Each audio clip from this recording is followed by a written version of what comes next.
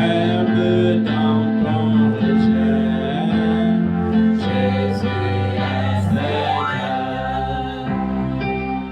Oui, bien-aimé, il peut arriver que tu te sentes seul.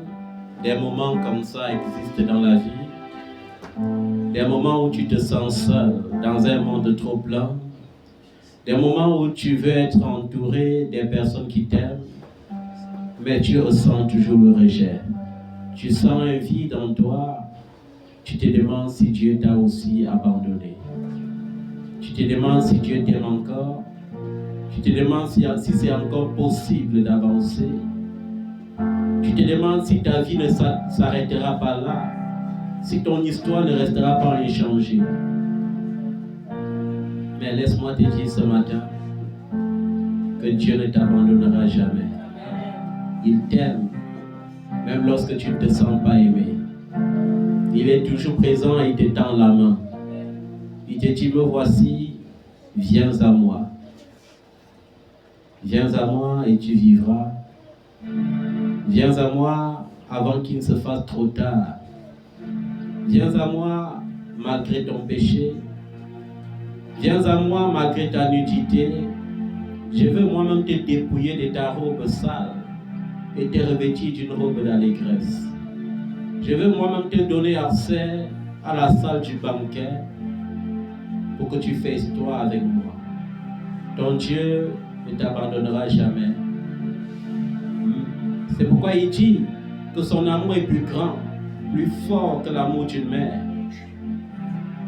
Une mère, aussi désespérée qu'elle soit, ne peut pas avoir le courage d'abandonner son enfant. Mais l'Éternel te dit, même si une mère parvenait à le faire, lui l'Éternel ton Dieu, il ne t'abandonnera jamais. Tu as besoin de te sentir fort et consolé ce matin.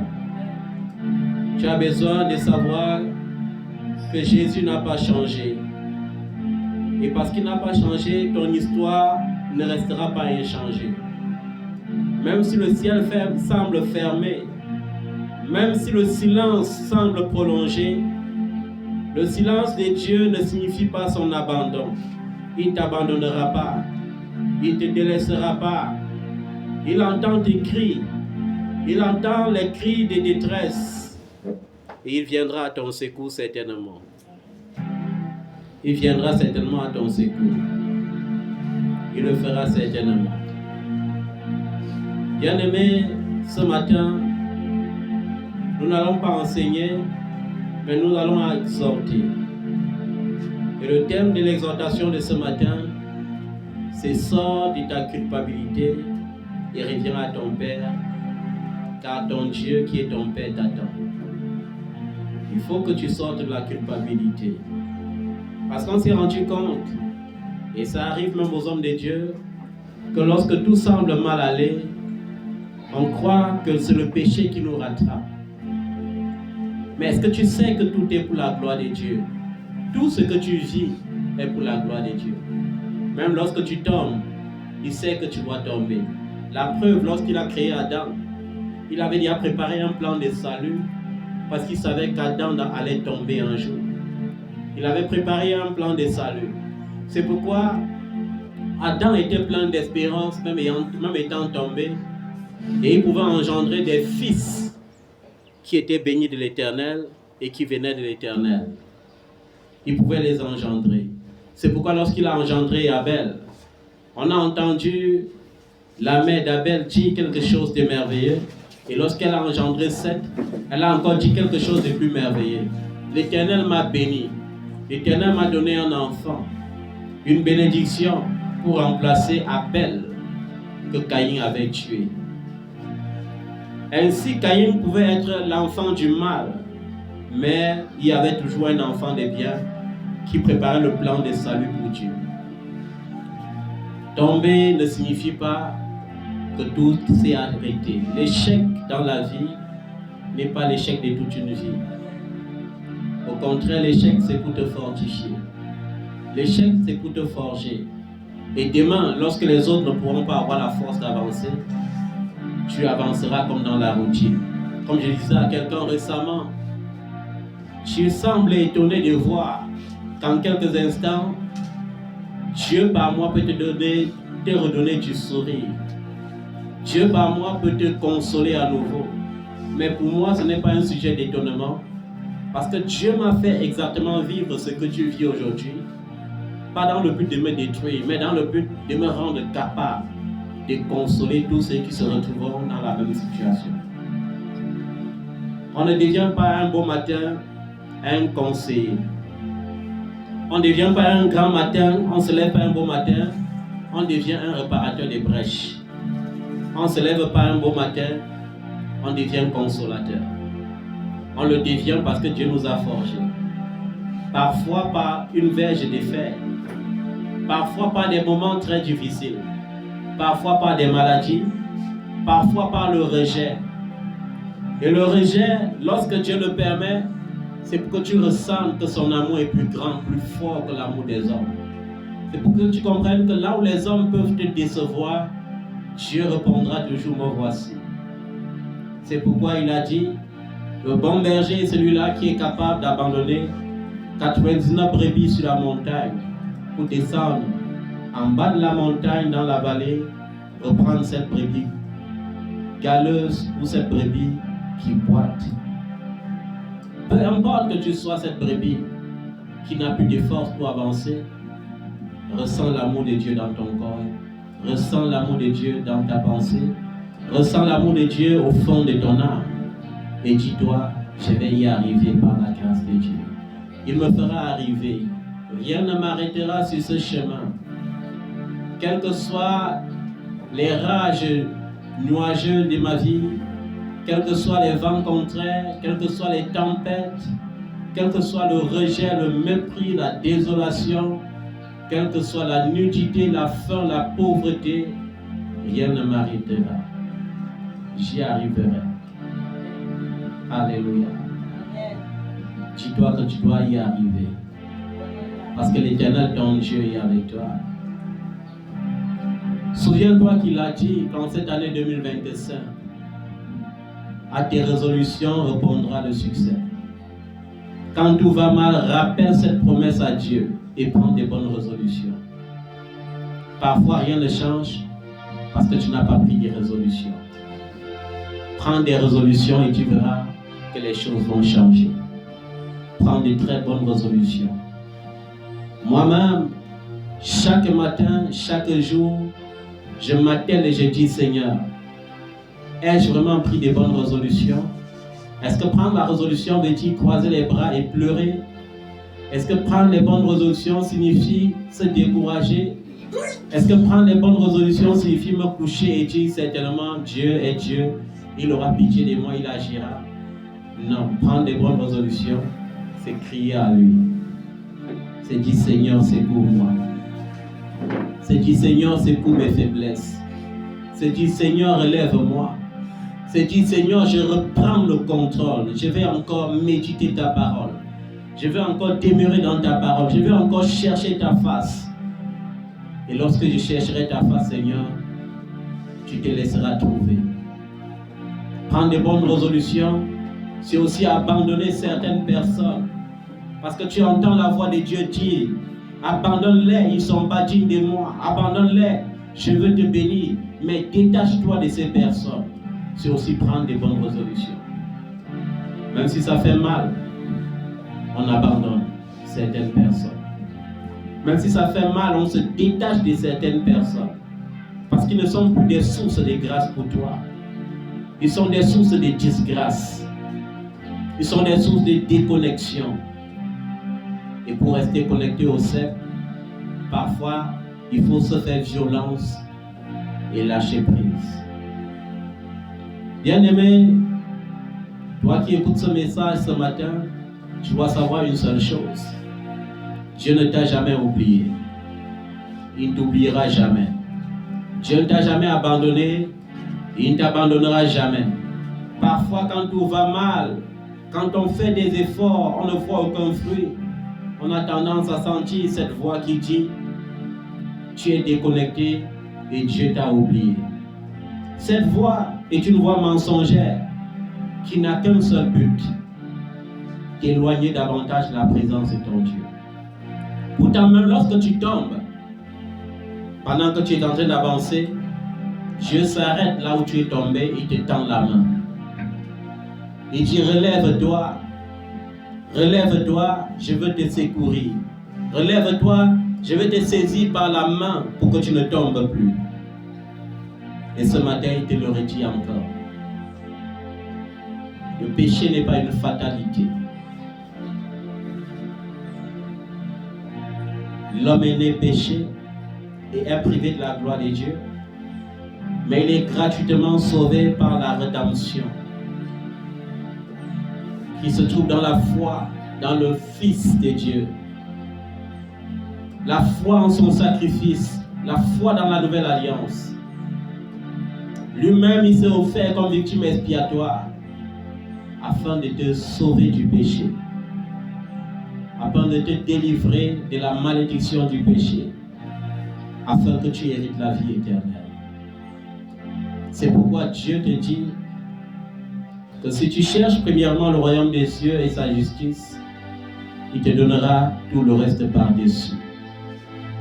Dieu même ne peut pas te bénir avec la pauvreté.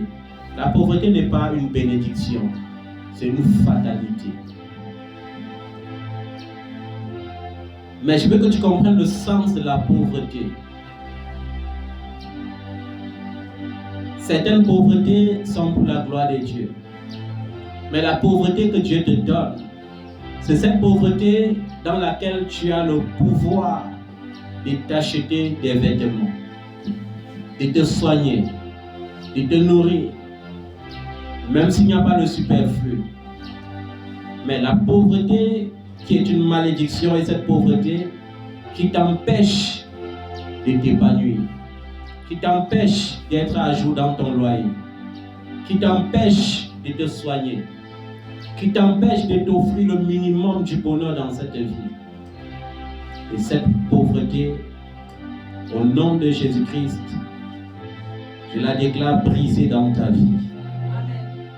Qu'elle soit brisée dans ta vie. Qu'elle soit brisée dans ta vie. Qu'elle soit anéantie dans ta vie. Que le sang de Jésus-Christ crie fort pour toi ce matin.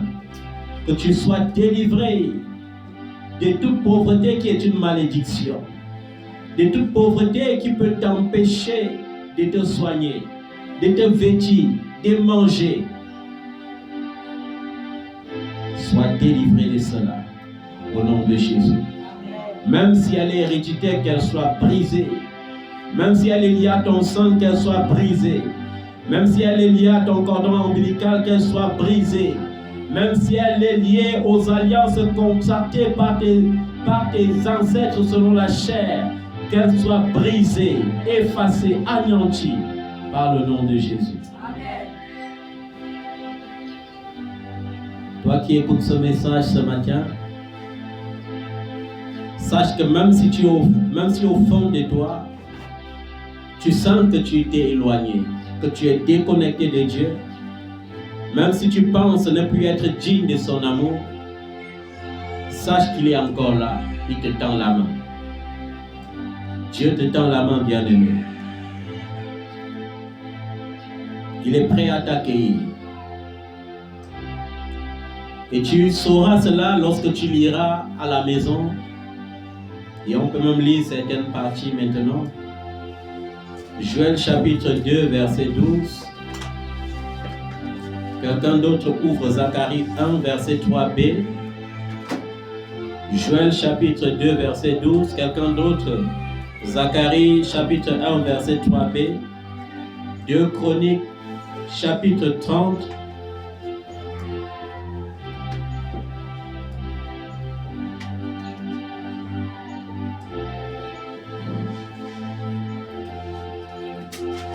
Verset 9b.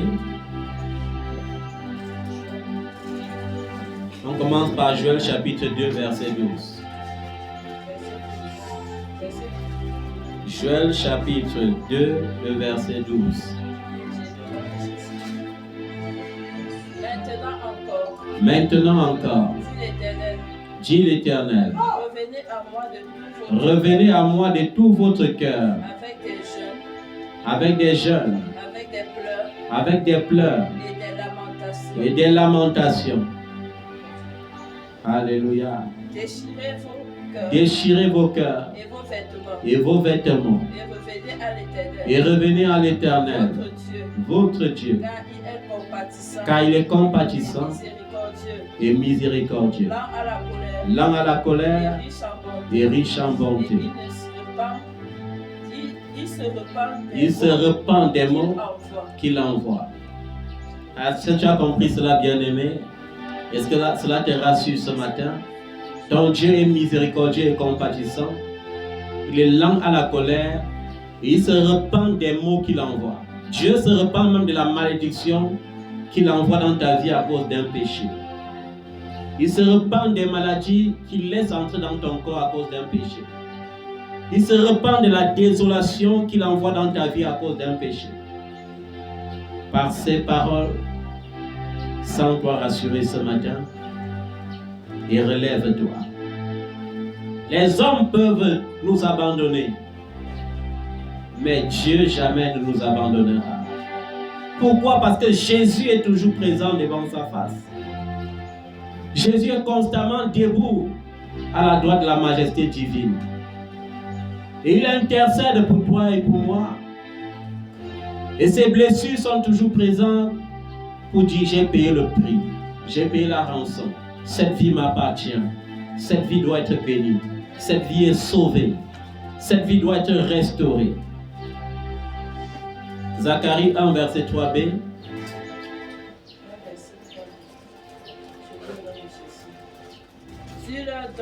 Dis-leur donc. Ainsi parle l'Éternel des armées. Revenez à moi, dit l'Éternel des armées, et je reviendrai à vous, dit l'Éternel des armées. Est-ce que vous comprenez ça? Revenez à moi, dit l'Éternel, et je reviendrai à vous. Dieu veut juste que tu reviennes à la maison. Il te dit: mon enfant, sois confiant. Viens et avant la nuit, tu vivras. Dans ta vie sans moi, tu es exposé à la ruine. Tu es exposé à l'angoisse. Mais auprès de moi, tu trouveras des sources d'eau vive. Tu trouveras la joie. Tu trouveras le bonheur tant attendu. Tu n'es venu sur terre pour accompagner personne. Tu es venu sur terre pour marquer la terre par ton histoire. Ton histoire ne sera pas la médiocrité. Ton histoire ne se terminera pas par la pauvreté. Même si tu as grandi dans une maison délabrée, même si tu es né dans le ghetto, peu importe, ton Dieu est le Dieu qui fait sortir du ghetto pour établir dans les palais. Nous l'avons vu dans le témoignage de David, roi d'Israël. Lui, gardien des brebis dans la brousse, qui devient roi consacré pour la gloire de Dieu. Roi qui hérite de la promesse d'un trône éternel par Jésus-Christ. Alors, bien-aimé, si la première parole ne t'a pas soutenu ou réconforté, j'espère que cette deuxième parole te réconforte. 2 Chroniques chapitre 30, verset 9b. 2 Chroniques. Chroniques, c'est après les livres des rois, pour ceux qui ne savent pas. 2 Chroniques, chapitre 30, verset 9b. Amen. Car l'Éternel, votre Dieu, est compatissant. Car l'Éternel, votre Dieu, est compatissant et miséricordieux. Et il ne détournera pas sa face de vous si vous revenez à lui. Amen. L'Éternel, votre Dieu, est compatissant et miséricordieux. Et il ne vous détournera pas sa face si vous revenez à lui. Reviens à ton Dieu de tout ton cœur, bien-aimé. 1 Corinthiens 15, verset 34 et Ézéchiel 18, verset 30b. 1 Corinthiens 15, verset 34 et Ézéchiel chapitre 18, verset 30b. 1 Corinthiens 15, verset 34. Revenez à vous-même. Revenez à vous-même. Comme il est convenable. Et ne péchez point. Et ne péchez point. Car quelques-uns ne connaissent pas Dieu. Car quelques-uns ne connaissent pas Dieu. Je le dis à votre honte. Et je le dis à votre honte. C'est une honte pour un enfant de Dieu de s'éloigner de son Dieu à cause d'un péché. Ça veut dire qu'il n'a pas vraiment connu Dieu. Ça veut dire qu'il n'a pas vraiment compris l'amour de Dieu. Le péché est bien et bien du diable. Comme l'apôtre Jean le dit, celui qui a connu le véritable ne pêche plus. Ne pêche point. Mais il peut arriver que tu tombes dans le péché. Ce n'est pas une fatalité. Relève-toi. Alléluia. Relève-toi. C'est un peu comme quelqu'un qui tombe enceinte. Comme dans le cas de Bathsheba dans la Bible. Et dans une relation illicite, qu'est-ce que David avait cherché comme solution pour sauver son honneur? Ce n'est pas ça. Il faut que je saoule son mari. Quand il sera ivre, il va coucher avec elle. Il va porter la grossesse là. On lui a dit c'est son enfant, ce n'est pas le mien. Quand ça n'a pas marché, il fallait l'éliminer.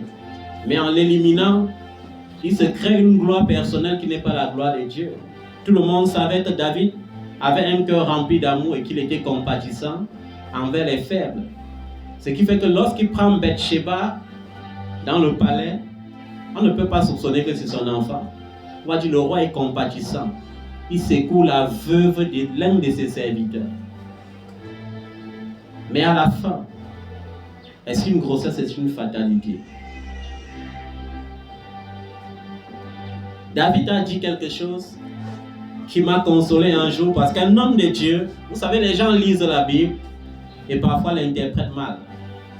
Et un homme de Dieu était allé un jour publier sur Facebook que tous les enfants illicites sont les enfants de malédiction. Ils n'ont même pas le droit d'être des serviteurs de Dieu. Et j'ai repensé à ma condition. J'ai dit, mais Seigneur, ça y est qu'il n'a rien compris. David dit dans le psaume 51, je suis né dans le péché et ma mère m'a conçu dans l'iniquité. Et tel était le cas pour moi. J'étais né dans le péché et ma mère m'avait conçu dans l'iniquité. Je n'étais pas né de l'union des parents qui étaient mariés.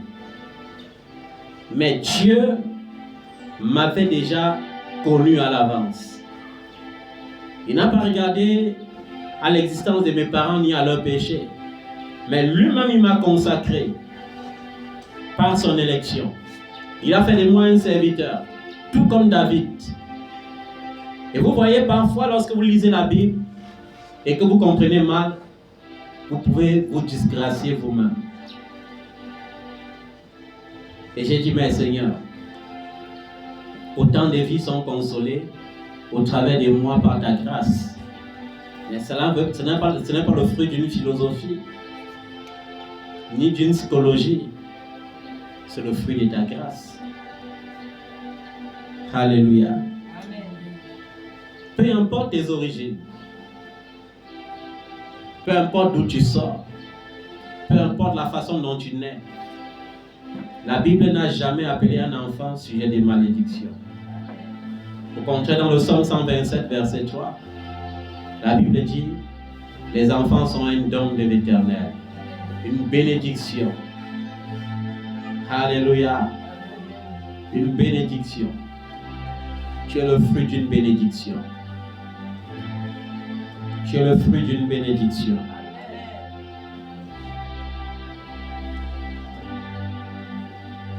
Vous allez lis le reste à la maison. Vous allez lire Proverbe 1, verset 23. Osée, chapitre 14, verset 3. Joël, chapitre 2, verset 13. Je répète. Proverbe 1, verset 23. Osée, chapitre 14, verset 3. Joël, chapitre 2, verset 13. Dieu est comme un père, comme ce père que nous lisons dans Luc chapitre 15, verset 20. Parfois, nous disons à Dieu, bénis-moi, je te serai fidèle. Bénis-moi, je ferai ceci, je ferai cela. Bénis-moi, je prendrai soin de ton œuvre. Bénis-moi, je prendrai soin des faibles. Bénis-moi, je ferai ceci, je ferai cela. C'est ce que nous disons souvent lorsque la vie devient très difficile.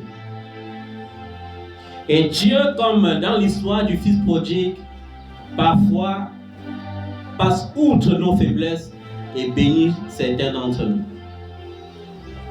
Mais une fois que nous sommes bénis, la première des choses que nous faisons, le plus souvent, c'est d'oublier les vœux que nous avons faits à notre Dieu. La première des choses qui nous importe lorsque nous sommes bénis, c'est de dire, enfin, je peux améliorer les conditions de ma vie. Enfin, je peux me déposséder de ces vêtements qui ne me plaisaient pas et acheter les vêtements de marque. Enfin, je peux prendre soin de ma famille. Or, nous oublions que dans les vœux que nous demandons à Dieu notre Père, nous demandons à prendre soin non pas seulement de nos familles, mais des familles de la terre. Mais une fois accompli, Seigneur, il me faut une nouvelle maison, plus grande, plus luxueuse. Il me faut une nouvelle maison.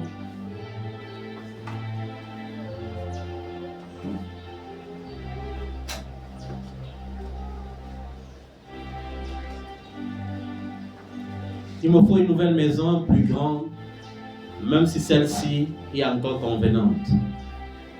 Il me faut une nouvelle marque de voiture, comme si acheter 10 voitures changeait la vie.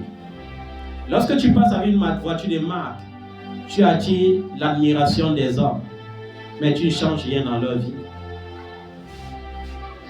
La grande richesse, c'est de prendre soin des autres. Quelle est la marque que tu mets dans les vies des autres avant de ne plus être de ce monde? Quelle est la somme de l'impact de ta richesse?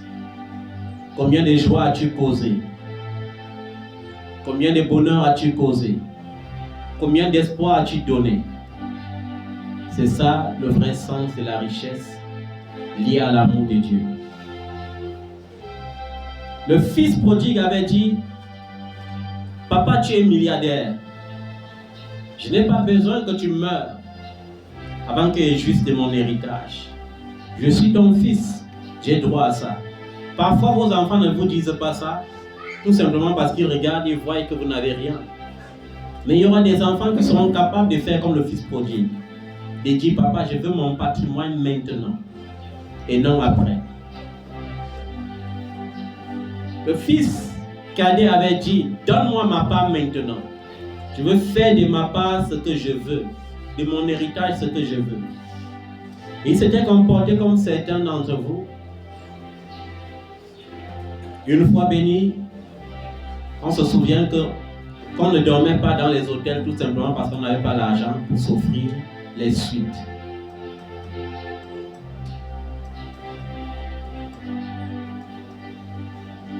Alors on commence les croisières. Quand on va à Kribi ou à Dubaï, on choisit les suites les plus luxueuses. Parce que cette fois-ci, on est béni. Et c'était ça le cas du fils prodigue. On multiplie les amis, on multiplie les mauvaises compagnies. Et après, on se rue. Et quand on se ruine, on revient à Dieu en pleurant. Comme certains d'entre vous, tu les sors de la boue, Dieu les établit dans la gloire, et ils se replongent à nouveau dans la boue. En s'éloignant de Dieu, en s'éloignant de sa face, en ne recherchant plus la face de Dieu. Et quand tout va mal, ils reviennent. Premier réflexe, il faut que tu déverses encore la grâce. Papa, impose-moi les mains. Et tu portes leurs démons pour aller souffrir à nouveau. Que Dieu t'épargne de cela. Que Dieu t'épargne de ce genre de cœur. Mais lorsque le fils prodigue était parti loin de son père, et lorsque nous partons loin de la face de notre Dieu, il est là chaque jour, il regarde à l'horizon et il se dit, mon enfant, reviens à moi, je t'attends. C'est pourquoi, lorsque nous revenons à Dieu, il ne nous juge pas. Dieu ne veut pas savoir d'où tu viens. Il ne veut même pas voir là où tu es tombé. Il veut juste t'accorder sa grâce. Il veut juste t'accorder son amour. C'est pourquoi lorsque le fils prodigue revient, son père ne le juge pas. Il dit plutôt, mon enfant était perdu. Et cette fois-ci, je l'ai retrouvé. Et au lieu de le blâmer, il organise plutôt une fête pour célébrer son retour. Pourtant, lorsque l'enfant revenait, qu'est-ce qu'il disait? Donne-moi la place de l'un de tes derniers serviteurs. Je ne suis plus digne d'être appelé ton fils. Donne-moi la place de l'un de tes esclaves. Mais Dieu est comme ce père. Lorsqu'il t'a donné la position de fils, tu demeures fils. Lorsqu'il t'a donné la position de fille, tu demeures fille. Il ne fera jamais de toi une simple servante ou un simple serviteur. Il t'aimera de l'amour d'un père. Il t'aimera toujours.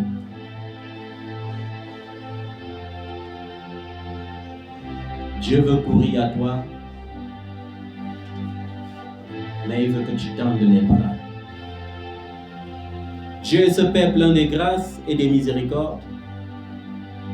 Il ne regarde pas là où tu étais ou bien là où tu as été. Il ne veut pas savoir si tu t'es retrouvé au milieu de la débauche. Il ne veut pas savoir si tu t'es retrouvé au milieu de l'impudicité. Il ne veut pas savoir si tu t'es retrouvé au milieu des menteurs, des voleurs, des brigands. Il ne veut pas savoir ce que tu as fait. Tout ce qu'il veut, c'est te reconquérir, c'est te redonner son amour. Dieu regarde ton cœur aujourd'hui et il te dit, es-tu prêt à revenir à la maison? Alors n'aie pas peur. Ne laisse ni la honte. Parce que certains enfants de Dieu n'arrivent plus à rentrer à la maison parce qu'ils ont honte. Ne laisse pas la honte, ne laisse pas la peur, ne laisse pas la culpabilité. Sens-toi pardonner, sens-toi libéré. Ne laisse pas la honte, la culpabilité, la peur t'éloigner davantage. C'est pourquoi il est écrit dans Hébreux chapitre 4 verset 16 que tu liras à la maison, que tu dois t'approcher avec confiance.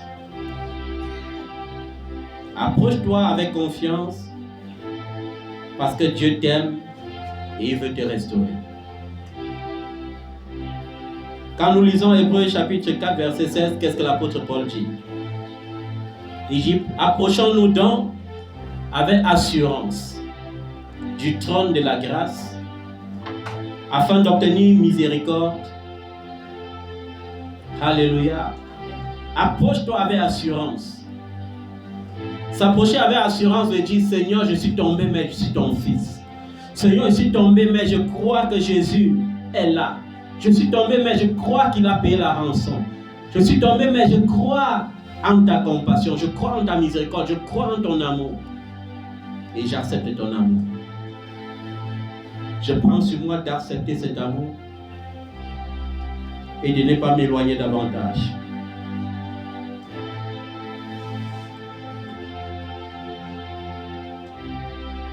Et comme nous lisons Malachie 3, verset 7, qu'est-ce que la Bible nous dit? Revenez à moi et je reviendrai à vous, dit l'Éternel. Parfois Dieu dit même, viens et plaide ta cause, dialoguons ensemble. Dieu veut dialoguer avec toi. Que ce soit par le jeûne, n'hésite pas. Que ce soit par les pleurs, n'hésite pas. Que ce soit par les supplications, n'hésite pas. Mais n'abandonne pas. N'abandonne jamais. Le but de l'ennemi, c'est que tu abandonnes. Parce qu'il sait que même dans le monde, il ne te fera pas bon accueil.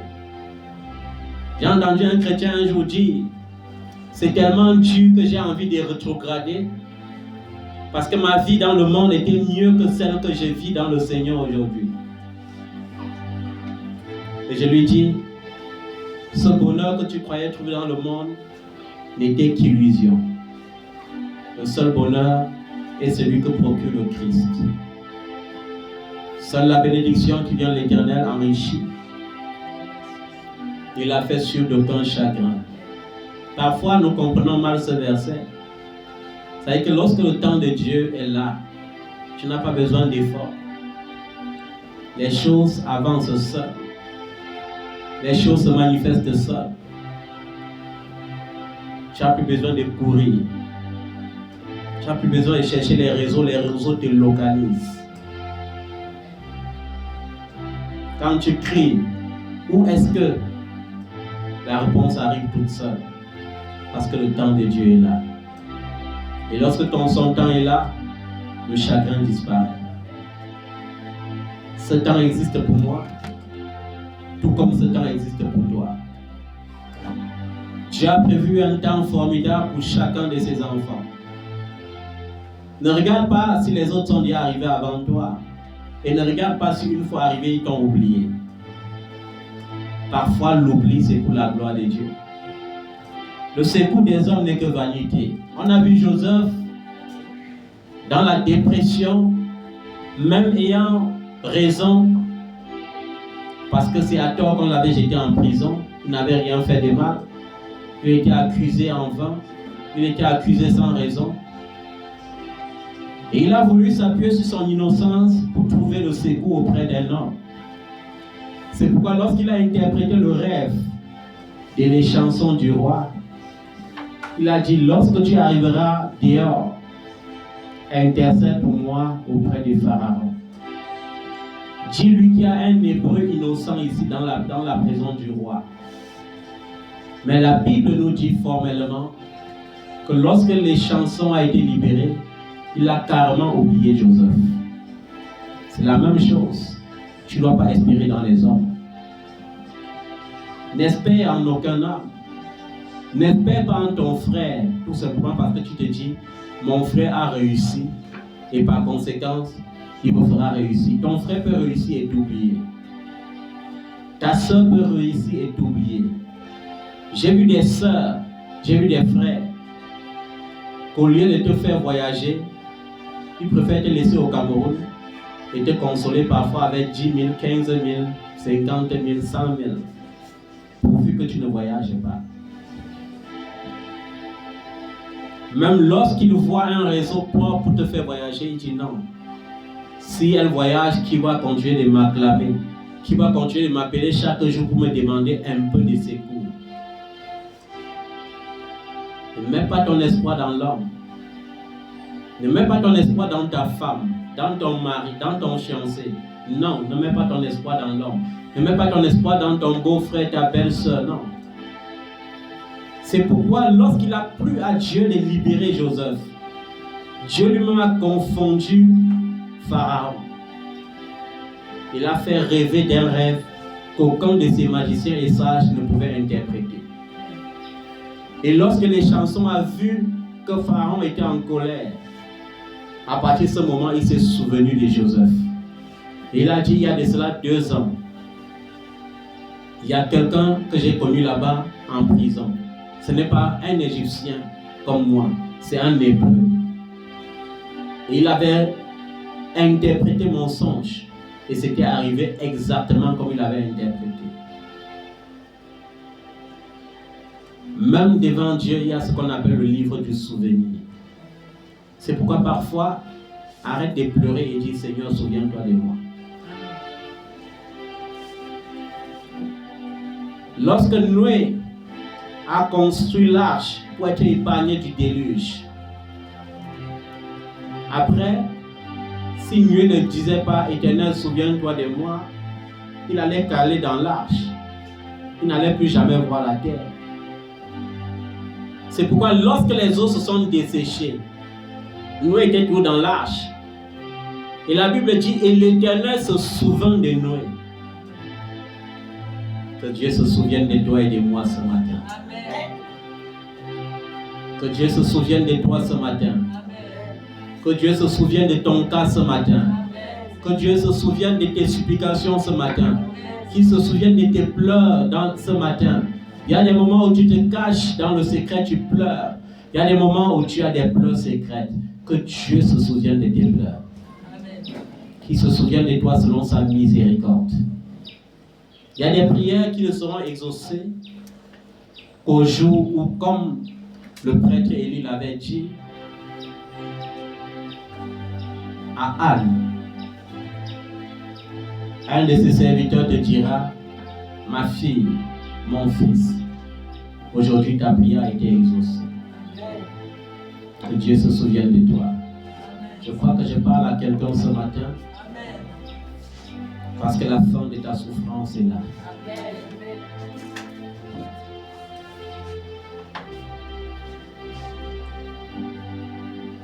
Voici la fin de mes souffrances.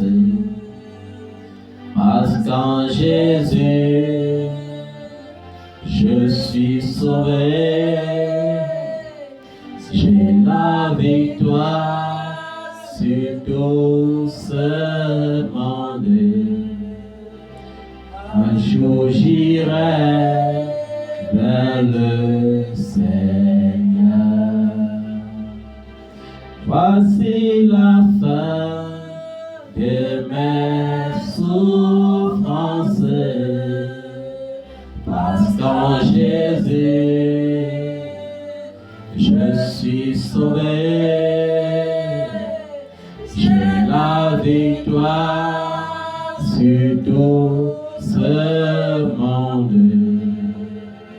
Un jour j'irai près du Seigneur. J'irai là-bas parmi les anges. Chez Emmanuel me consoler. Passant mon temps à la louange. Dis à Jésus un grand merci. J'irai là-bas parmi les anges. Près d'Emmanuel me consoler.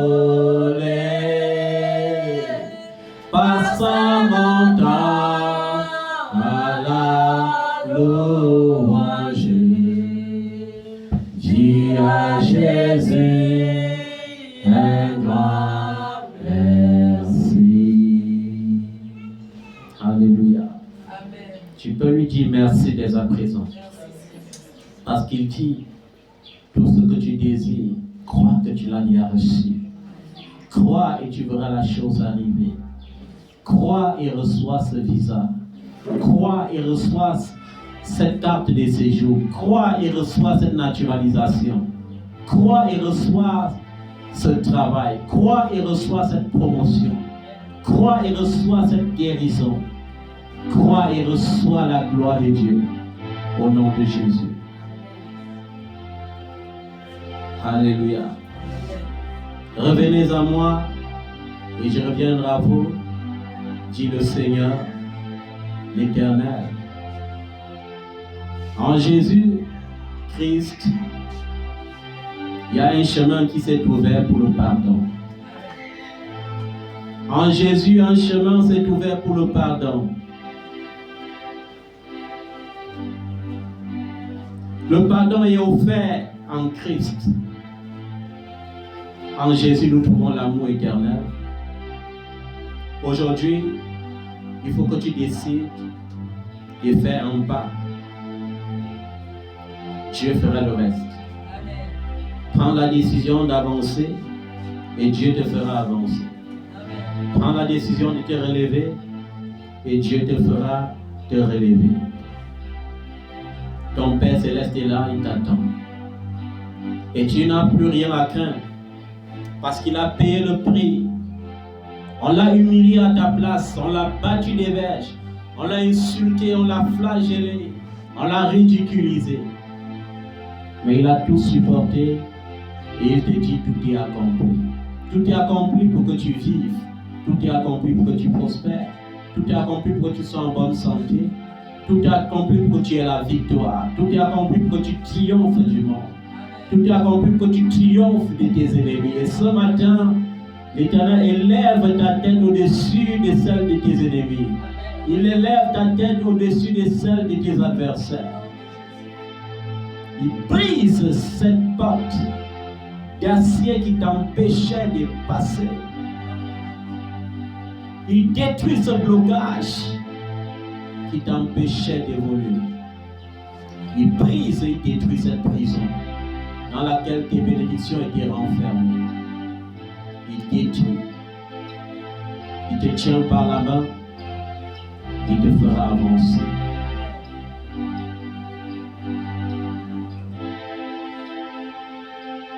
Merci Seigneur.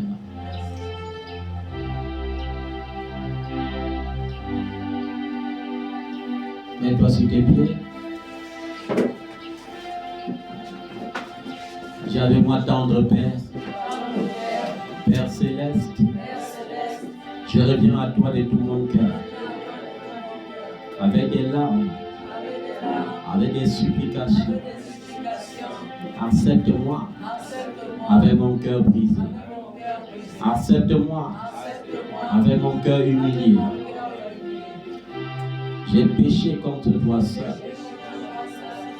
Tu es juste dans ta sentence. Sans reproche dans ton jugement. L'iniquité est en moi. Pardonne-moi, Seigneur. Je reviens à toi de tout mon cœur. Ne me rejette pas loin de ta face. Ne me laisse pas dans l'humiliation. Ne me laisse pas dans la honte. Ne me prive pas du bonheur que tu as prévu pour moi. Tu ne m'as pas créé pour le malheur. Tu ne m'as pas créé pour le désespoir. Tu ne m'as pas créé pour la tristesse. Tu m'as créé pour le bonheur. Tu as un plan de bonheur, des projets de bonheur. Je te supplie, Seigneur.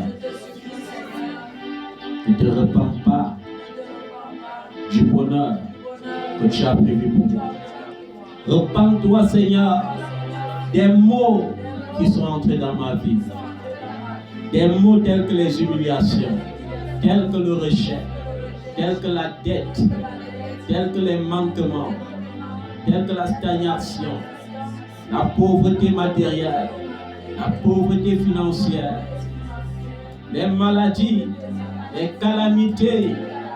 Seigneur, repens-toi de ces mots. Repens-toi de ces mots qui me poussent dans l'échec, d'échec en échec, de recommencement en recommencement. Seigneur, même si tout semble fermé, même si je sens de ne plus voir d'issue, j'ai confiance en toi. J'ai confiance en toi. J'ai confiance en toi. J'ai confiance dans le sang de Jésus.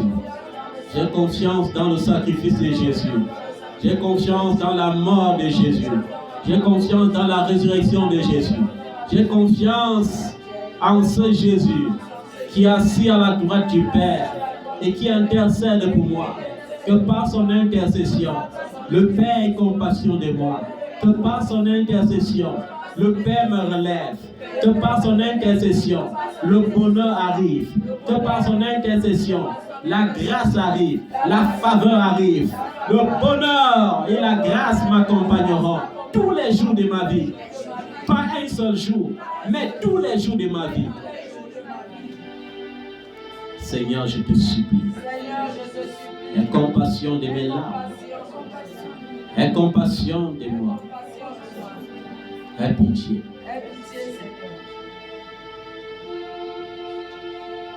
Lave-moi de mon péché. Purifie-moi de ma faute. Contre toi seul j'ai péché. Ô Seigneur Dieu, lave-moi. Lave-moi de mon péché. Purifie-moi de ma faute. Contre toi seul j'ai péché. Ô Seigneur Dieu, lave-moi. Mon cœur attend vacillé. Je crie à toi, mon sauveur. Je t'implore, prends pitié. Je suis trop loin de toi. Mon cœur attend vacillé. Je pleure à toi, mon Jésus. Je t'implore, prends pitié. Je suis très loin de toi. Lave-moi de mon péché. Purifie-moi de ma faute. Contre toi seul j'ai péché. Ô Seigneur Dieu, lave-moi. Lave-moi de mon péché. Purifie-moi de ma faute.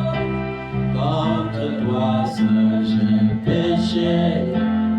Ô Seigneur Dieu, lave-moi. Ouvre ta Bible dans le psaume 51. Ton Dieu te tend la main, bien-aimé, et il t'accueille ce matin. Alléluia. Il met fin à ses difficultés ce matin. Il te relève ce matin. Parce qu'il a tout payé à la croix. Et je crois en ce sacrifice. Ce sacrifice à la croix, il a payé. Son sang a été versé pour me justifier. Cette lourde croix qu'il a portée était le poids de mes souffrances. Alléluia. C'était le poids de mes souffrances. C'était le poids de mes maladies. C'était le poids de mon péché, de mes iniquités, de mes désespoirs. Alléluia. Dis avec moi, ô Dieu, aie pitié de moi dans ta bonté. Selon ta grande miséricorde, efface mes transgressions. Lave-moi complètement de mon iniquité et purifie-moi de mon péché. Car je reconnais mes transgressions et mon péché est constamment devant moi. J'ai péché contre toi seul et j'ai fait ce qui est mal à tes yeux, en sorte que tu seras juste dans ta sentence, sans reproche dans ton jugement. Voici, je suis né dans l'iniquité et ma mère m'a conçu dans le péché. Mais tu veux que la vérité soit au fond du cœur. Fais donc pénétrer la sagesse au-dedans de moi. Purifie-moi avec l'hysope et je serai pur. Lave-moi et je serai plus blanc que la neige. Annonce-moi l'allégresse et la joie et les eaux que tu as brisées se réjouiront. Détourne ton regard de mes péchés, efface toutes mes iniquités. Ô Dieu, crée en moi un cœur pur, renouvelle en moi un esprit bien disposé. Ne me rejette pas loin de ta face. Ne me retire pas ton Esprit Saint. Rends-moi la joie de ton salut et qu'un esprit de bonne volonté me soutienne. J'enseignerai tes voies à ceux qui les transgressent et les pécheurs reviendront à toi. Ô Dieu, Dieu de mon salut, délivre-moi du sang versé et ma langue célébrera ta miséricorde. Seigneur, ouvre mes lèvres et ma bouche publiera ta louange.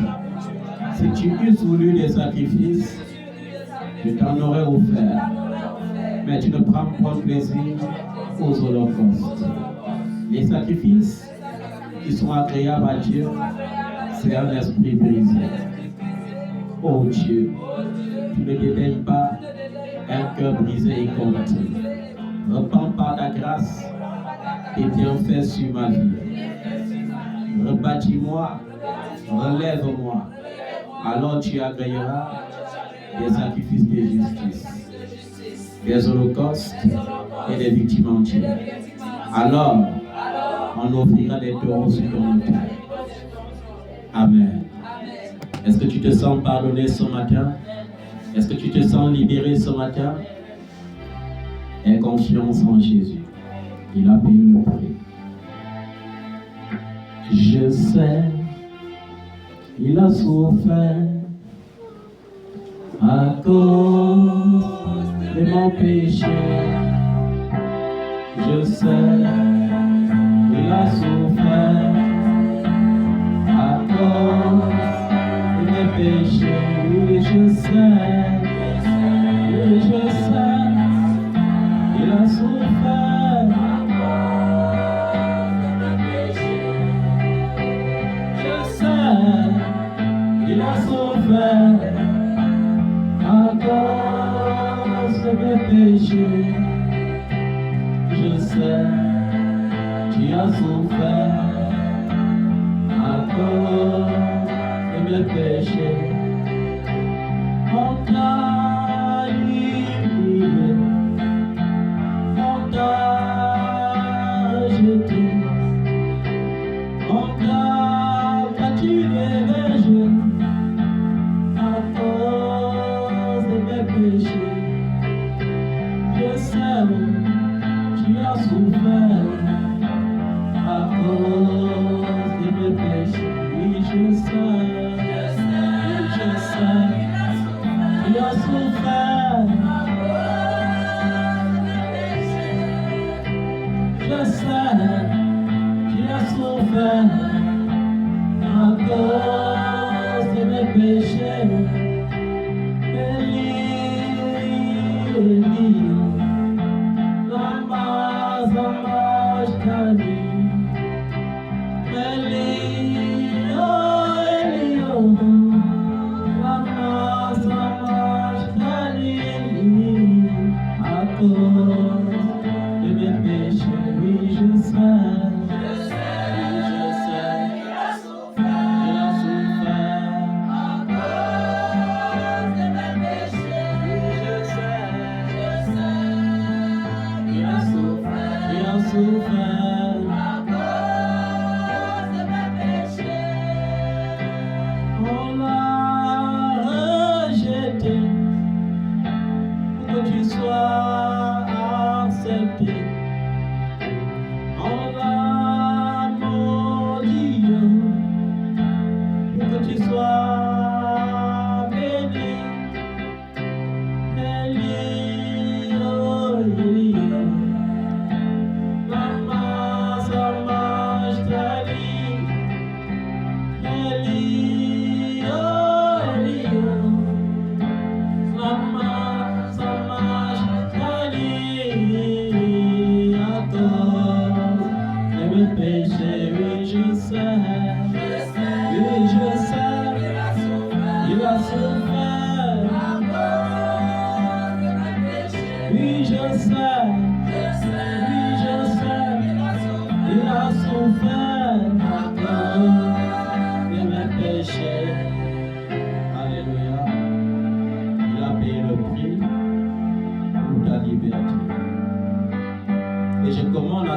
pensée en toi de cette guerre. Cette pensée qui veut te faire croire que tout sera tout difficile. Cette pensée qui veut te faire croire que Dieu n'est pas riche en bonté de cœur. Cette pensée qui veut te faire croire que Dieu n'est pas miséricordieux. Aujourd'hui, sans doit réconcilier avec ton Dieu et avance sans crainte, avance avec assurance vers le trône des grâces. Au nom de Jésus. Amen.